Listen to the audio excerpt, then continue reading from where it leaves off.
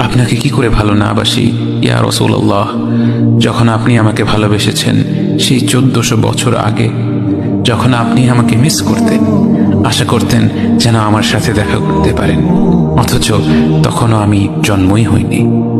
সেদিন সাহাবীরা আপনার চোখে পানি দেখে বলল, ইয়া রাসূলুল্লাহ, আপনি কাঁদছেন কেন? আপনি বললেন, আমার ভাইদের খুব দেখতে ইচ্ছে করছে। সাহাবীরা বললেন, আমরা কি আপনার ভাই নই ইয়া রাসূলুল্লাহ? আপনি বললেন, না, তোমরা আমার সাহাবী।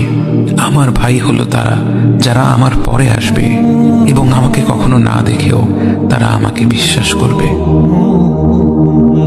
মৃত্যু শয্যায় শুয়ে আপনার অন্তরে এই চিন্তা ছিল যে আমাদের পরিণতি কি হবে। উম্মতি উম্মতি বলতে বলতে আপনি আপনার রবের নিকট ফিরে গিয়েছেন।